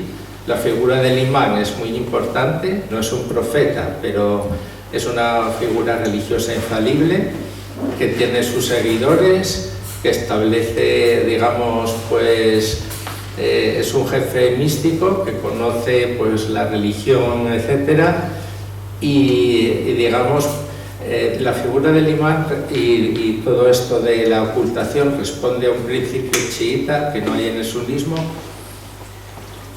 que es que Dios no abandona una comunidad una comunidad. Entonces, ¿qué pasa? Que por ejemplo en el Islam, el cristianismo, cuando Jesús asciende a los cielos, se acabó la presencia humana divina, ¿no? En esta tierra. En el Islam suní, pues cuando el profeta muere, pues se acabó también, digamos, la imagen de que hay una persona en esta tierra vinculada a Dios directamente, y en el Islam sí se considera que hasta el final de los tiempos va a haber alguien en esta tierra vinculada a Dios directamente, ¿no? En este caso es el 12º imán. Y bueno, a partir de ahí, pues digamos, se fue desarrollando digamos, un Islam, sobre todo un poco, en ocasiones en la clandestinidad. Esto pues le llevó también a una serie de diferencias, mientras que el Islam suní pues era un Islam, siempre ha sido un Islam cuyos líderes religiosos pues son funcionarios del Estado. Todo el mundo islámico hoy en día, en Marruecos o en Arabia, donde sea, los clérigos son nombrados por el Estado y pagados por el Estado, y el Estado envía los sermones por fax a las mezquitas para que se lean esos sermones. En el Islam chií, como no estaba vinculado al Estado, pues se desarrollaron digamos unos clérigos independientes, y entonces estos clérigos tendieron a formar pues fundaciones, ¿no? Con patrimonio, etcétera, y esto pues les dio una independencia frente al Estado que luego explicará el desarrollo político actual, ¿no? Entonces, digamos, no son funcionarios los imanes chiíes de las mezquitas, son independientes, pero sí es cierto también que en el chiismo hoy en día pues hay una especie de clase clerical que no, o sea, que en el sunismo también existe, pero no se ve tan clara, ¿no? ¿Por qué? Porque también en el chiismo hay una obligación de cada musulmán chií de seguir a un marja. ¿Un marja en qué sentido? Pues un marja es el que establece, es el que lidera, ¿no? Tiene el suficiente conocimiento para establecer una jurisprudencia religiosa pues que abarca de todo, desde la forma de hacer la oración, de cómo una serie de rituales de la vida diaria que establece en un texto y se sigue, ¿no? Hoy en día en el mundo musulmán pues Hay varios marias, pero fundamentalmente dos hoy en día. Está en Irán el Jamenei, que es el líder de la revolución, y en Irak está Sistani, que es Ali Sistani, que es un hombre de origen persa, pero que a veces le llaman el Papa Chií porque es el que más seguidores tiene, de tal manera que dentro del Islam chií sí hay una jerarquía y hay un liderazgo, mientras que el Islam suní no. En el Islam suní pues cada uno sigue aquí. No hay esta concepción, o sea, digamos, el Islam está fragmentado por estados, es decir, los marroquíes pues normalmente siguen a los líderes religiosos de Marruecos, tal, pero no hay una organización clerical internacional a nivel como, por ejemplo, pues es en el chiismo. En el chiismo sí que en ese aspecto es más unido y más internacional, ¿no? Bueno, pues así de más principios tampoco, bueno, hay de diferencias en algunas cosas sobre el rezo, en una serie de cosas, pero bueno, ya tienen menor medida. Y ya yéndola un poco a la época actual, pues el chiismo hoy en día pues cubre un 15% de los musulmanes, más o menos, el resto son suníes, sobre todo en la zona de Oriente Medio, o sea, en el Oriente Medio es más a un 40%, es dominante en Irán, en el 98% musulmanes chiíes, en Irak. Irak, digamos, pues es más,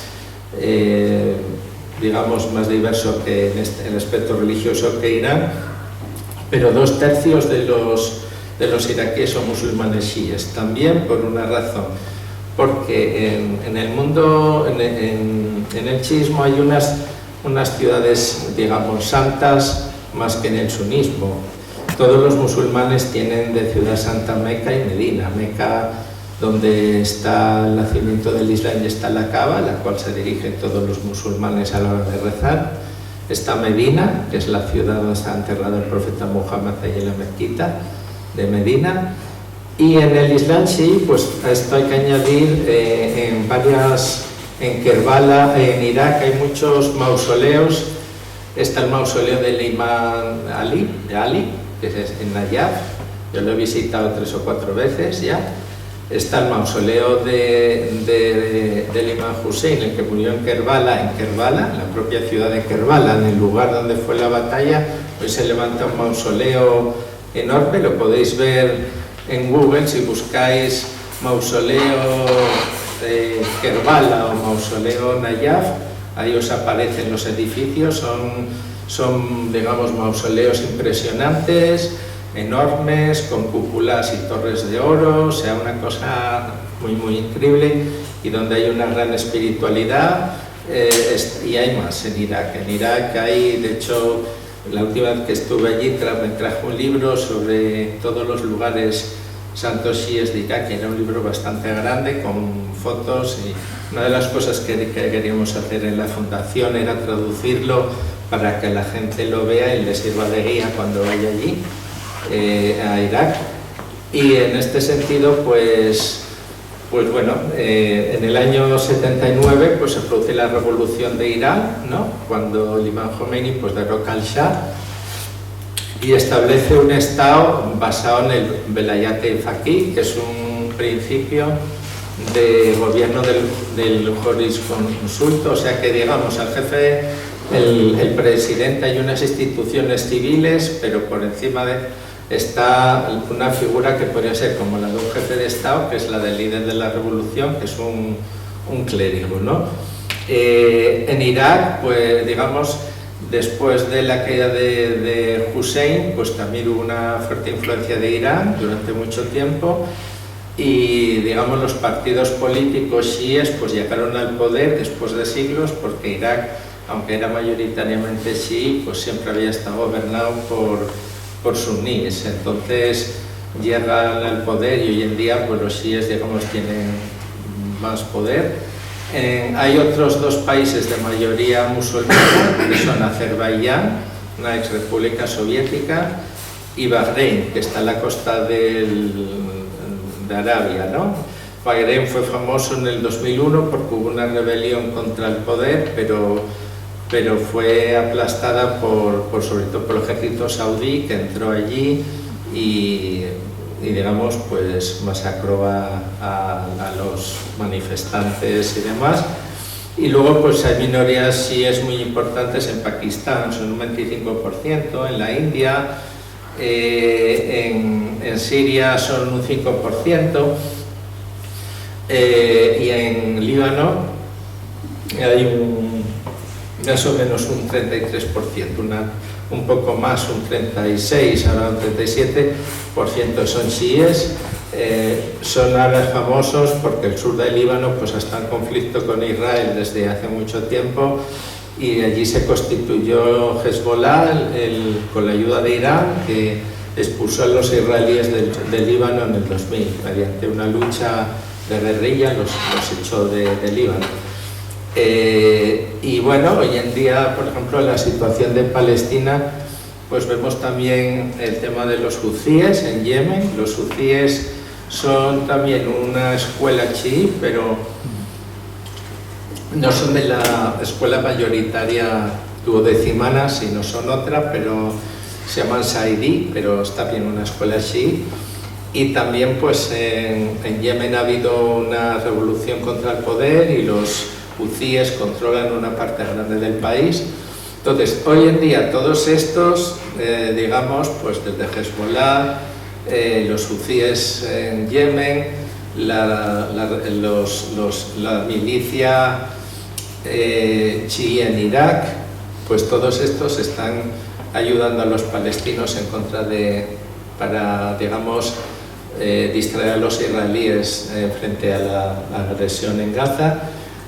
Suelo decir que en Irak pues también ha habido una milicia, porque después de que Estados Unidos invadió el país en el 2003, digamos, los partidos chiíes, hubo elecciones, llegaron al poder, etcétera, y digamos, estuvieron durante un tiempo, y llegando 2014 hubo un grupo, el Daesh, que es un grupo radical wahhabí. Los wahhabís es un movimiento rigorista que nació en Arabia en el siglo XVIII y son muy extremistas en cuanto a su creencia y son muy anti-chiíes, ¿no? Todas las escuelas islámicas que no son de su gusto pues los consideran apóstatas, etcétera, y entonces el Daesh y Al-Qaeda forman parte de ese movimiento wahhabí, ¿no?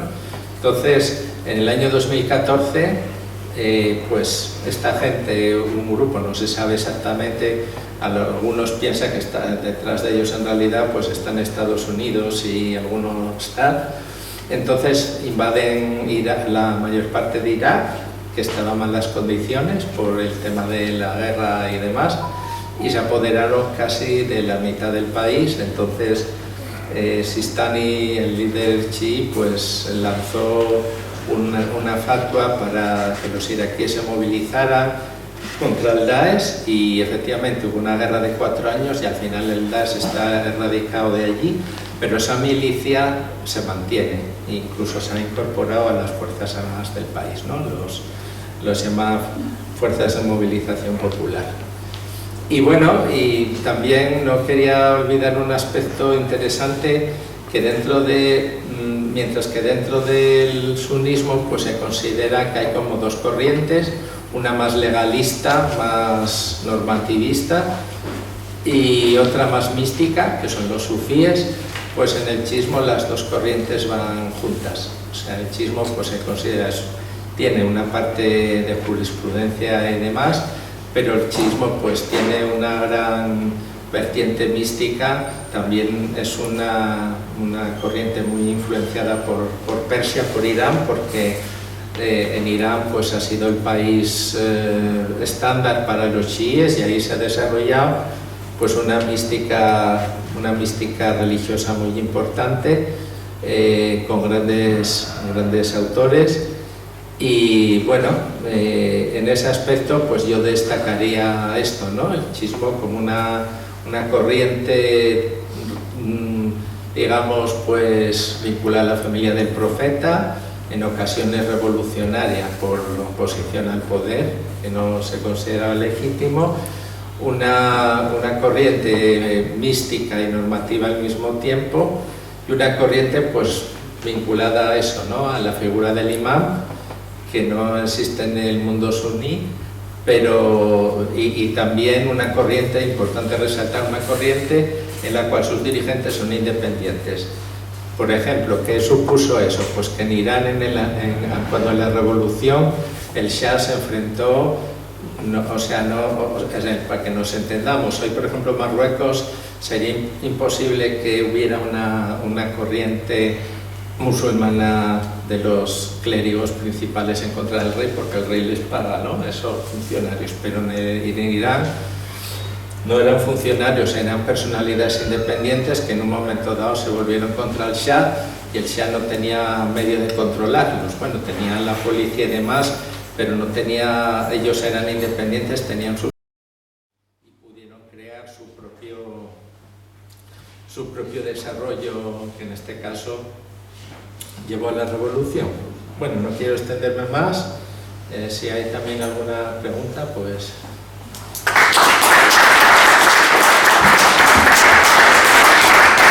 Gracias a Joaquín, gracias a Yusuf. Tenemos hasta las 7, por lo tanto, si queréis hacer alguna pregunta, pues es bienvenida.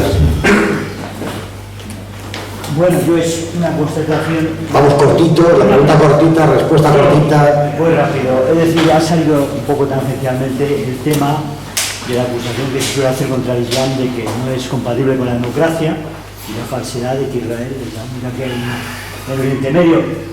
Y normalmente hay una cosa que nos hacen a los de nuestro mundo un poco, que digamos social patriota, que nos cuelan la democracia como el único modelo, la única forma que hay.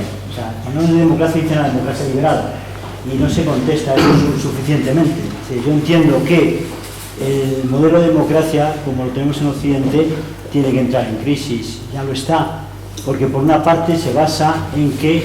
A ver, solo una pregunta, veo. Rápidamente. Es a donde voy, a ver qué soluciones hay. O sea, nos dan un modelo en el que la mayoría es lo que cuenta. Dos incultos, vale más que un inculto, etc.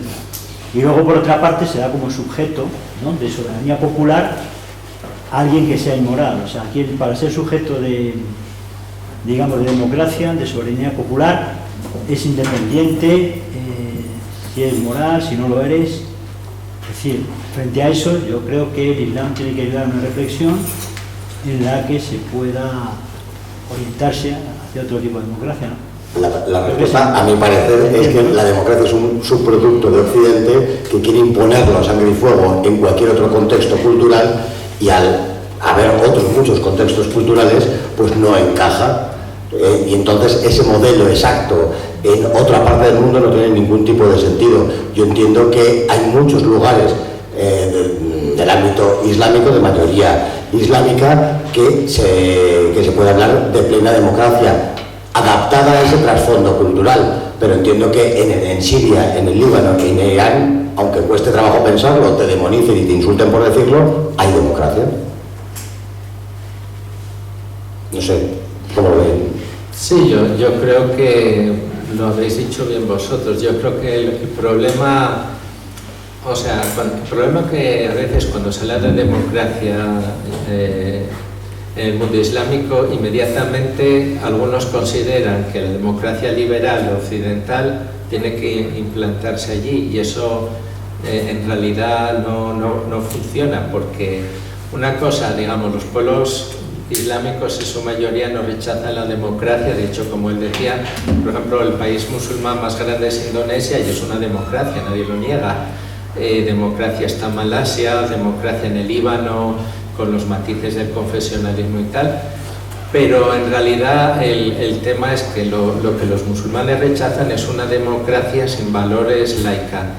O sea, que en el mundo musulmán se considera que el sistema de gobierno tiene que llevar incorporados unos valores tradicionales, etcétera, y por eso, digamos, en Europa hoy en día pues no se considera. Además, los valores cuando los pones a prueba, como ahora por ejemplo las universidades, ¿no? Te dicen libertad de expresión y van y te dan de hostias para que desmonteles un campamento. También hay un fondo de hipocresía y yo creo que es imposible un modelo único para todo el mundo. Es decir, que el propio Japón pues tiene sus peculiaridades, etcétera. Yo creo que en el Islam pues se considera efectivamente que el gobernante también tiene que tener unos principios y promover esos principios, o sea, el principio de la religiosos o principios de honestidad, y si no cumples esos principios pues no tienes derecho a estar ahí. Entonces, bueno, la democracia esta laica liberal pues yo creo que no es exportable a todo el mundo, tal como está en Europa, vamos. Yo quería hacer una cosa muy rápida. ¿Hay diferencias de adaptación entre chiíes y suníes en nuestra realidad, en Occidente? ¿Se adaptan mejor unos que otros? No, yo creo que más o menos, yo creo que en este aspecto es igual. Lo que sí hay es, por ejemplo, dentro de las comunidades musulmanas, que los chiíes son más aceptados, o sea, por ejemplo, dentro del chiismo se considera que el Islam suní, pues bueno, es, digamos, como un poco cojo, ¿no? Pero se acepta que es Islam y tal, pero es, al revés, muchos sunís, por la herencia de persecución y tal, pues ven a los chiíes como algo extraño, incluso los descalifican, ¿no? Es algo que sucede. Ahora, de cara a la sociedad actual, yo creo que, hombre, por ejemplo, con la Iglesia, con el diálogo de la Iglesia, si los chiíes, además lo dicen ellos, los chiíes sí están mucho más, digamos, vinculados al diálogo con la Iglesia católica y demás, ¿no? De hecho, es gracioso porque, claro, hay una fiesta chií en Ashura, ¿no? Que no hablamos de las fiestas, que es cuando los fieles pues conmemoran la muerte de Hussein, ¿no? Que cada año se hace aquí, de hecho en Madrid hay una marcha cada año y tal, y entonces eso famoso que se conoce mucho a los chiíes cuando se hacen así y tal, y entonces, claro, hay sacerdotes y tal que les recuerda mucho la pasión de la Pascua, las procesiones de Semana Santa, ¿no? Porque dicen que son parecidas y tal. Entonces yo creo que dentro del chiismo hay como una mayor cercanía a lo que son los cristianos. Ahora, a nivel de la ley, eso yo no creo que haya mucha diferencia. Bueno, ya me conocéis mucho, pero por encima de esa diferencia que puede existir del sunismo-chismo, yo sí entiendo el trasfondo cultural. Cuando nos ha hablado Joaquín de Persia, que tiene 3000 años de cultura, esas personas con ese trasfondo cultural no tienen ningún problema para adaptarse. Cuando vienen gentes que todavía venden el pis de camello en los supermercados, pues tenemos un problema.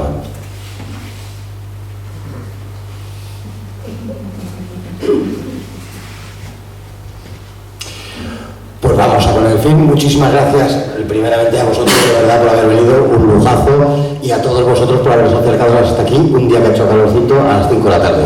Muchísimas gracias de verdad.